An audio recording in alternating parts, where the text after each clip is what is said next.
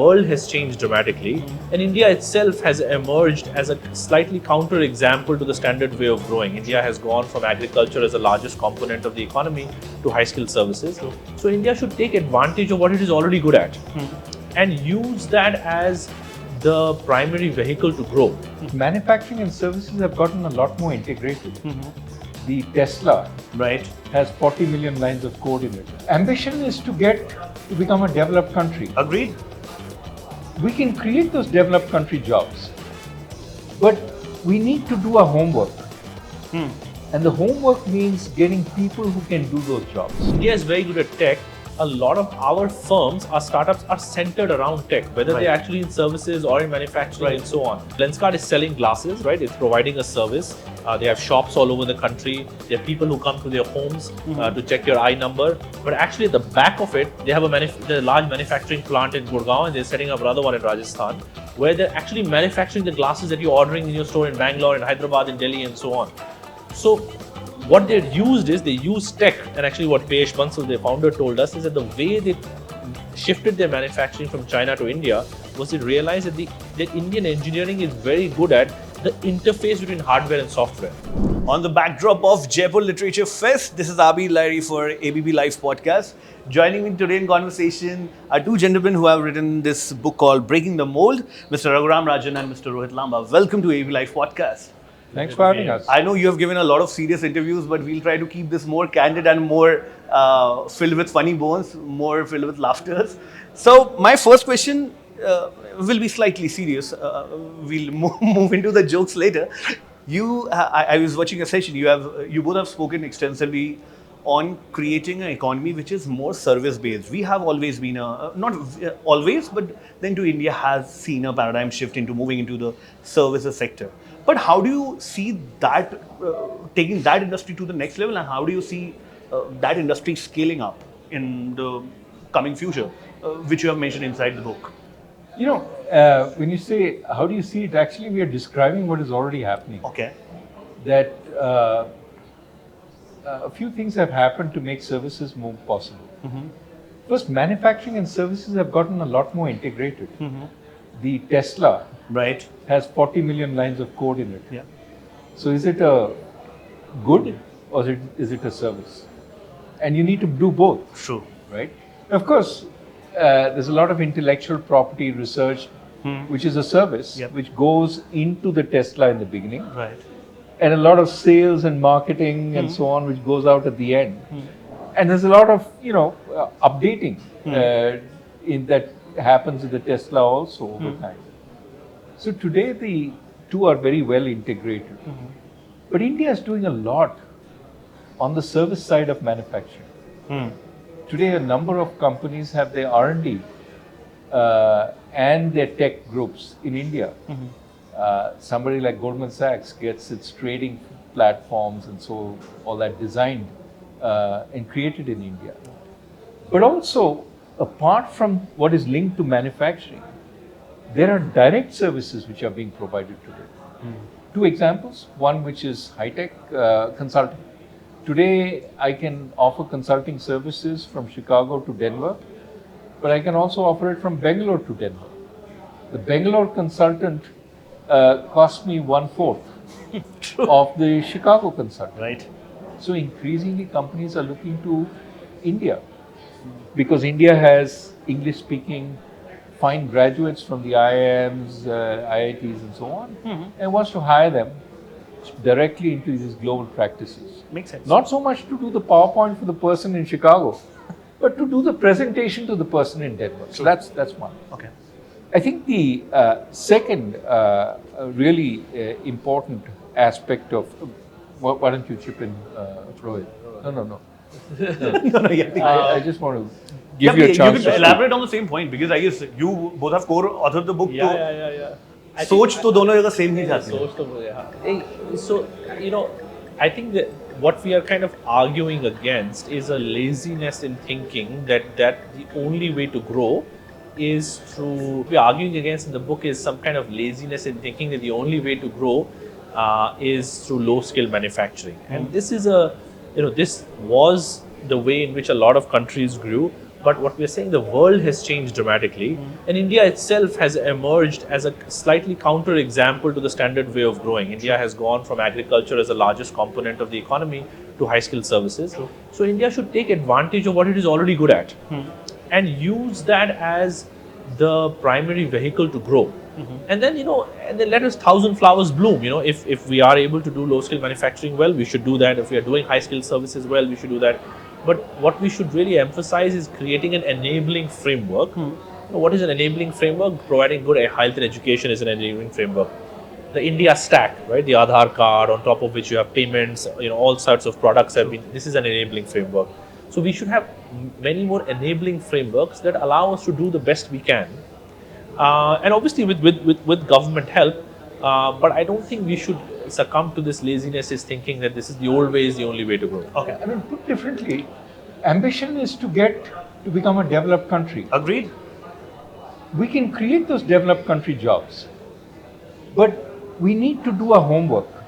And the homework means getting people who can do those jobs, which means focusing on good education. Focusing on having healthy people.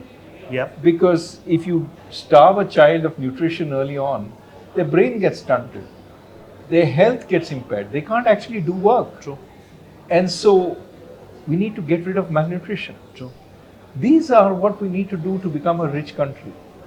Not just import, big infrastructure or create big factories. I'm really glad you said this. You spoke about malnutrition because I never expected an RBI governor, ex-RBI governor, speaking about malnutrition. But that's such an important point. Continuing to the discussion we were having, do you think the startup culture can be a very big factor in the way you are suggesting? That startups are providing services. They are not typically a manufacturing unit. There are a few startups which are manufacturing, but primarily they are technologically based, they are technology infused, and that can actually act as a catalyst in changing the landscape of Indian economy. See, what is a startup, right? Like we sort of have this, any new firm is a startup. I mean tech startup. Yeah. So I think what India is, because India is very good at tech, a lot of our firms, our startups are centered around tech, whether they're actually in services or in manufacturing and so on. And I think this is really our comparative advantage. So one of the examples that we cover in the book, Lenskart, for example, a lot of your listeners may have walked into a Lenskart store in some city. Right. What is Lenskart? Is it a manufacturing firm? Is it a services firm? It's actually both. Yeah. So Lenskart is selling glasses, right? It's providing a service. They have shops all over the country. There are people who come to their homes to check your eye number. But actually at the back of it, they have a large manufacturing plant in Gurgaon, and they're setting up another one in Rajasthan, where they're actually manufacturing the glasses that you're ordering in your store in Bangalore, in Hyderabad, in Delhi, and so on. So what they use tech, and actually what Payesh Bansal, their founder, told us is that the way they shifted their manufacturing from China to India was they realized that Indian engineering is very good at the interface between hardware and software. Okay. That they're using machinery, they're using automation to actually produce custom-made glasses, and they're a very big business now. So any startup, right? So yes, the solution for India's growth is going to be firms, and I think this is the first line in one of our chapters, that have yet not been found. So most of the jobs in India, of the youth that youth in India we hope are going to have in the next 30 years, are jobs in firms that are yet to be found. True. They are the firms that are going to have a lot of energy, they're going to employ a lot of people, and that's a startup. Do you have a suggestion? What kind of jobs will that be? It can be anything, right? So we talk in the book many examples. Agni Cool, a company making 3D printed rockets, which are actually going into space. Now, this is an Indian company. It is an IIT Madras research park, founded by a guy who did finance and came back and started this company, and now it's doing a whole lot of programming, a whole lot of ISRO scientists associated with it. It may succeed, it may not, but it's an ambitious target. Another example, a company which is organizing craftspeople to create Banarsi saris. Wow. But branding it. Yep. So that the world over they know 3 months of labor has gone into the sari and the work is of the finest quality. True. So lots of examples of entrepreneurship. It's not just Swiggy or Zomato there are or all Uber. varieties. Yeah, true. And that's the beauty of India. You both analyze the Indian economy on their own. What do you think is the worst financial decision taken in India till date? Easy one for me, probably a hard one for him. At a macro level, demonetization. Okay. It's an easy one, like because the impact it had on the informal economy. It really broke the back of. I mean, there's very little data, so I'm making an informed conjecture about what the extent of impact it had on the informal economy. But all anecdotal evidence suggests that it actually had a very severe impact on the informal economy. It impacted people in various ways, and it's arguably clear that on the upside, it didn't really clear some kind of black money from what was its initially stated objective. So I think in the last at least 10-20 years, that was the worst financial decision that we made at a macro level. Demonetization from you. Will you copy paste the answer, or you have a different? I wouldn't disagree for the last 10 to 20 years. If we go further back, there are other decisions that are candidates. What are those?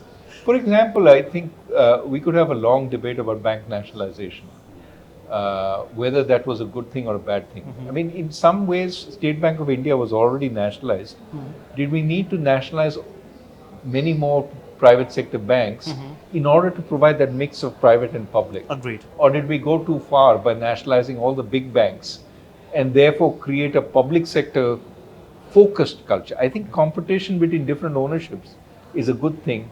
Emphasizing one over the other sometimes creates a risk aversion or a kind of maybe we harmed our financial system by doing that. Okay, I am no expert in that particular field, so I won't comment anything on that. Both of you teach abroad. Both of you interact with people there. You guys travel globally. How do people abroad perceive India as? Question to both of you. Positively, and I think this we have owned over the last 75 years. The image of India as a tolerant, democratic country that is open, has a rich history of openness, and exports very good talent, right? Like we have so many of the top CEOs of global firms today are of Indian origin or are Indians. Yes. So in a sense, there is a positive inclination towards India for work that we have done over many decades. But there is also a worry amongst various circles abroad that for all the reasons why India was celebrated all over the world, there is a little bit worry that our democratic ethos, our tolerance may be dwindling a little bit. Okay. And so I think that is a cause for worry that we hear from all quarters, not just in the US, but wherever we travel in the world. And I think so people really hope. I mean, most people actually hope. Most people in the Western world, in the democratic world, obviously there's strategic consideration between governments, wish well for India, and in large part because of our very successful diaspora. Right. But they are worried about the political democratic path that we are on. Okay. Yes. No, I think the image changes over time.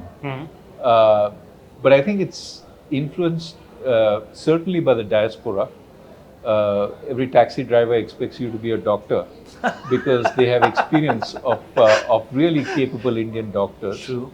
And so the diaspora builds a fair amount of reputation. Now it's more inclined towards the IT professions. Well, now it's IT and so on, and CEOs. Yeah. Earlier it was, there were no Indian CEOs who were capable of managing. Now, of course, there are many, including Satya, who's leading the most successful company, by market value.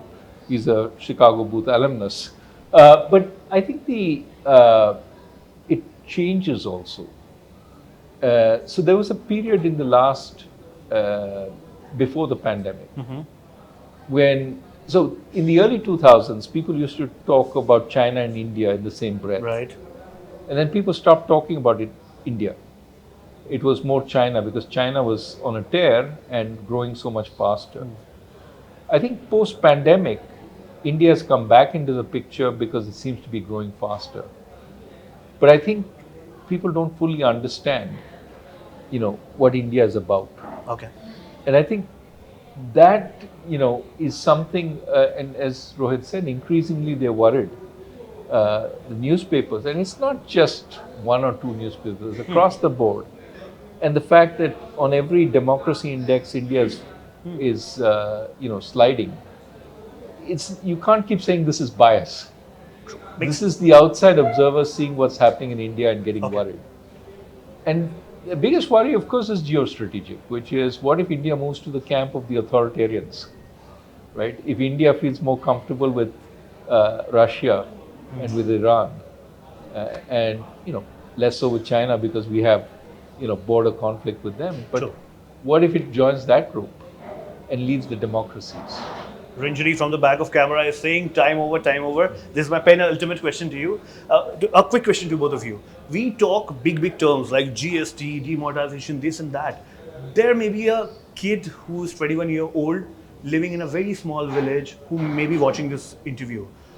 How do we make economics or studying the Indian economy easier for all those people who do not get the privilege to study at a very big school or college?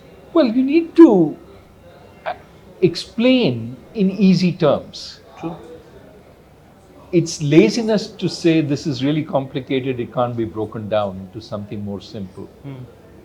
And of course, you have to understand it thoroughly to be able to explain it simply. It's when you don't understand it that you wave your hands and it looks incomprehensible to the student. What we've tried to do is write this book for the layperson, not for the economist. In fact, economists often quibble with the way we've written it and what we've written. But really it is trying to tell everybody you have a stake not just in the economy, but in the politics, in the future of India. And both come together. You can't separate them. Makes sense. And so it's a message to the broader public. I mean, and I think we should also leverage technology. Raghuram Rajan cannot go to every city, but I think what we can make people who are at least trying, who have a clear understanding of economics and are trying to reach out, I think technology is going to be a great enabler in trying to reach out to this 21-year-old kid who has aspirations, for learning economics and for understanding it in a simple way. My last question, $1 million question. You both have analyzed a lot of balance sheet in your life. You may have studied a lot of balance sheet in your life. A lot of students who may be appearing for the 12th board exam, they really want to ask you, क्या आपकी balance sheet कभी tally हुई है?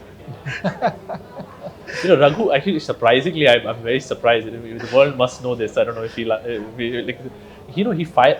This is very unusual for a person of his age and stature. He files his own taxes. Wow. So he actually sits down with a paper and pen in America. April 15th is the date usually of. So between April 12th and 13th, something like that, Raghu is. Is incommunicado. You cannot, because he's doing his I think he does his taxes for his children also, and so he does it himself. So he's actually tallied his balance sheets every year. Practice what you preach. Yeah. I don't. I use a software, but he does it himself. Yeah. No, I also use software, but I make sure that I understand what I'm doing because that's how you manage your finances. Makes sense. But क्या आपकी balance sheet tally हुई थी? Tally हुई थी. हो जाती है वरना नहीं तो यहाँ नहीं. टैक्स वालों से हमेशा रिलेशनशिप अच्छा रखना चाहिए. True. On that note, बहुत शुक्रिया and taking time out to talk to us.